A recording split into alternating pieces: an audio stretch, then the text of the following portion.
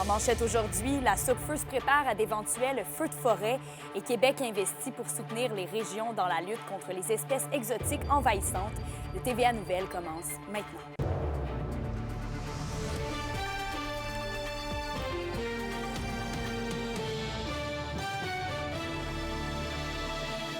Bonjour tout le monde, bienvenue au TVA Nouvelles. On le sait, avec les températures plus douces qui se font sentir et l'été à venir, on n'est pas à l'abri des feux de forêt. Et la Sopfeu a justement récemment débuté la diffusion du danger d'incendie de forêt. L'objectif est de permettre aux citoyens d'adapter leur comportement en fonction du risque d'incendie dans leur secteur. Donc, certains outils, dont 250 panneaux indicateurs, sont installés un peu partout stratégiquement dans la province pour évaluer les risques. Les régions du sud du Québec sont déjà sous surveillance, mais ce n'est pas le cas pour l'Abitibi-Témiscamingue. La région avait été particulièrement touchée il y a 2 ans, alors que d'importants incendies s'étaient déclenchés à proximité de Nord-Métal, Val-d'Or et Lebel-sur-Quévillon.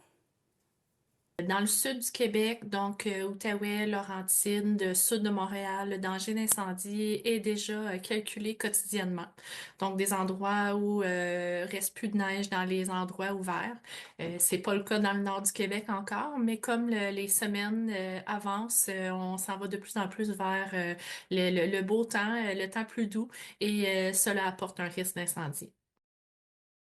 La question du jour TVA, une présentation de Mobilier Bélan qui vous offre depuis plus de 50 ans un service de qualité et un grand choix de matelas mobilier électro au prix compétitif que vous recherchez. À la question du jour, on vous demande « Craignez-vous d'autres feux de forêt sur le territoire? » Pour voter et commenter, rendez-vous au tvaabitibi.ca.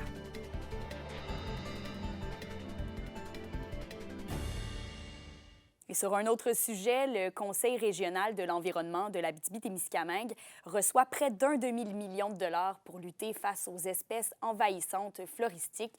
On parle entre autres de végétaux entourant les plans d'eau. Donc, l'investissement du gouvernement du Québec servira notamment au contrôle et à la détection de ces espèces.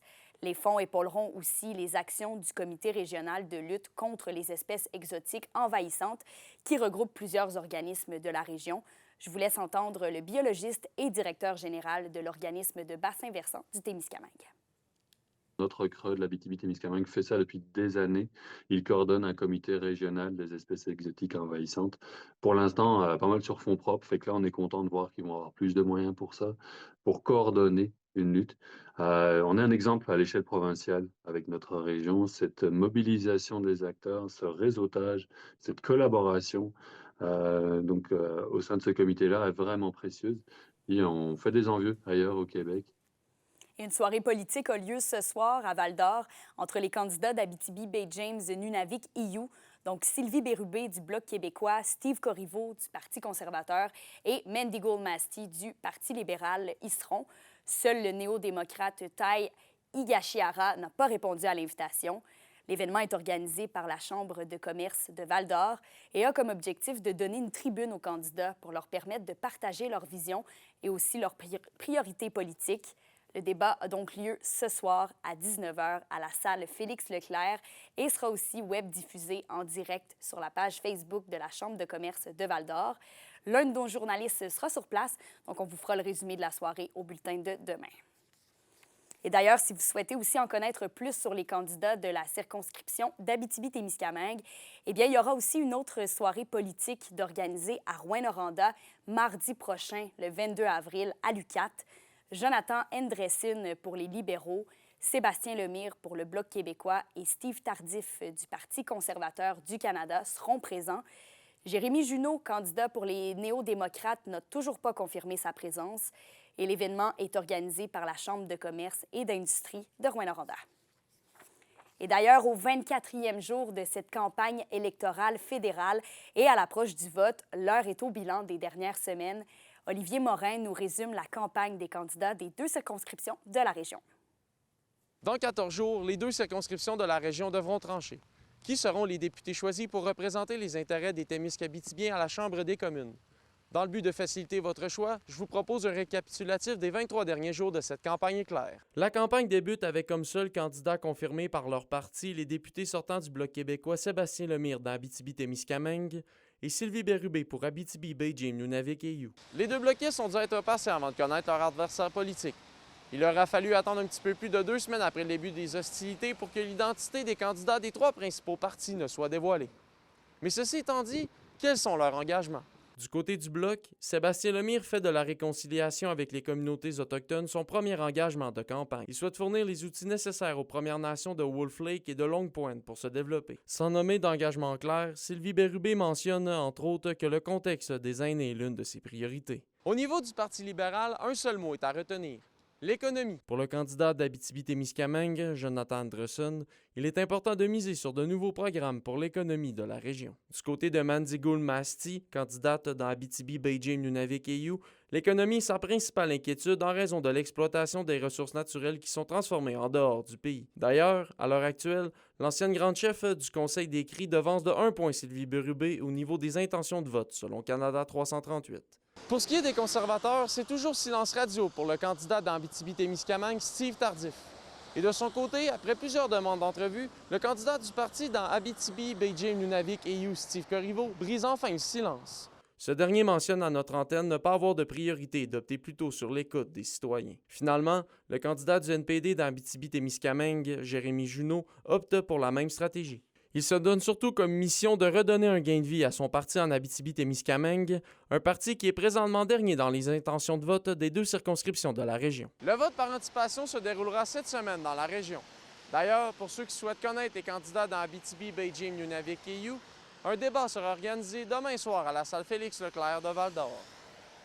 Olivier Morin, RNC Nouvelles, Rouyn-Noranda.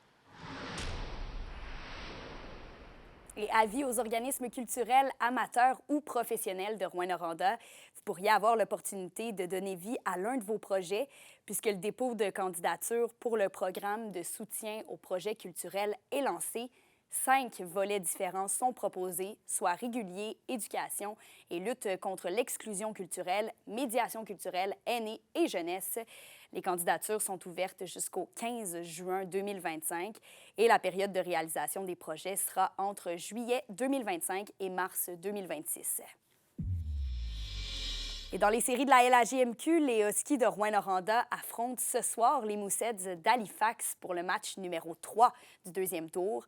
La troupe de Steve Hartley entame son voyage de 3 matchs à Halifax avec confiance après avoir dominé les 2 premiers affrontements 4-1 et 5-0. Et ailleurs dans la LHJMQ, toutes les autres séries sont aussi 2-0. Les Wildcats de Moncton, l'Océanique de Rimouski et les Cataractes de Shawinigan sont devant dans leurs séries respectives. Et justement, on va revenir sur les matchs de la fin de semaine dernière. Notre journaliste William Maillé nous résume les 2 derniers duels de la Meute. Belle passe vers Beauchemin, il a d'espace, ça avance, Beauchemin, le but! Samuel Beauchemin donne les devants aux Huskies, c'est 1-0! Samuel Beauchemin a donné le ton au week-end rapidement pour les Huskies. C'est donc un gain de 4-1 vendredi soir et un autre de 5-0 samedi qui permettent aux hommes de Steve Hartley de prendre les devants 2-0 dans la série les opposants aux Mooseheads. On voulait s'en venir à Halifax avec un avance de 2-0.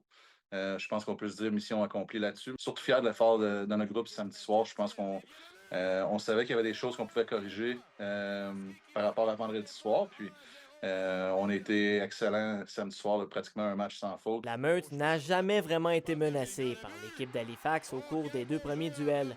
Les gros canons des Huskies ont répondu présent, notamment Ty Higgins et Bill Zonon, qui ont tous les 2 récolté 5 points lors du week-end. Le premier trio a mené la charge pour notre équipe, puis ils ont montré l'exemple. Puis c'est sûr qu'on, pour se rendre le plus loin qu'on veut aller ou où on veut aller, c'est sûr qu'on va avoir besoin d'eux. Si on regarde le match de Bill Zonon, c'était tout un match. Il volait sur la patinoire. Notre travail a été récompensé. Je pense que notre ligne, on n'a pas tout le temps eu les chances de marquer ou peu importe. Puis, comme j'ai dit, on a été récompensé. On a continué à travailler. On n'a pas abandonné. Puis, les bonnes choses se passent quand tu travailles. Les Huskies avaient une intention claire, mettre le plus de pression possible sur la défensive et le gardien de l'équipe des Maritimes. Une mission remplie de succès, puisque le gardien des Mooseheads, Jacob Steinem, a été bombardé de tirs. Il sera d'ailleurs chassé de la rencontre samedi après le 5e but de l'équipe. C'est un très bon gardien quand il voit la rondelle. Puis on savait qu'on devait mettre de la circulation. Puis je pense qu'on a au-delà de 100 tirs essayés. Je pense que c'est ce qu'on voulait faire. On a mis de la circulation devant lui, puis ça a fini par payer. Les Huskies arrivent à Halifax avec la tête haute, mais ils s'attendent à affronter mardi une équipe qui n'a pas dit son dernier mot. On est confiant. Je pense qu'on sait que quand on joue de la façon qu'on est capable, ils ne peuvent pas vraiment compétitionner avec nous. Mais en même temps, c'est important de rester humble. Puis on sait que demain, ça va être un gros match. Ils reviennent à la maison. Puis c'est quand même un environnement assez hostile. Donc, on s'attend à une réponse. Les matchs 3, 4 et 5 ont lieu à Halifax. C'est donc dire que les hommes de Steve Hartley auront l'occasion de mettre fin à cette série en Nouvelle-Écosse. S'ils n'y parviennent pas, ils reviendront en début de semaine prochaine pour les matchs 6 et 7 à l'Arena Glencore. William Maillet, RNC Nouvelles, Rouyn-Noranda. Et maintenant, dans les sports de combat, les performances des frères Mongrain au début du mois d'avril au championnat canadien de karaté en Colombie-Britannique solidifient leur avenir. La prochaine compétition pour les frères Mongrain va se dérouler à l'Open international de Montréal au début du mois de mai. Ils prendront ensuite part à la mi-août à la prestigieuse compétition K1 de la Youth League WKF à Monterrey, au Mexique. Et leurs bonnes performances leur ont aussi permis de recevoir une invitation pour le 11e championnat du monde du Japon. À la météo aujourd'hui, c'est assez spécial. La Dame Nature nous envoie un mélange de pluie et de neige, maximum de +2 sur tout le territoire. Et pour ce soir et cette nuit, ce sera toujours de la neige, avec une accumulation de 2 à 4 cm, tant en Abitibi qu'au Témiscamingue. Minimum de -5 plus au nord et de -4 plus au sud. Avant de se quitter, les policiers vous auront particulièrement à l'œil sur les routes de la région, puisque la Sûreté du Québec tient aujourd'hui une vaste opération de sécurité routière partout dans la province. Donc, les agents surveillent de près les excès de vitesse, la conduite avec les capacités affaiblies, la fatigue au volant aussi et d'autres distractions. Donc voilà, merci d'avoir été avec nous. On se retrouve ce soir pour le TVA 18h.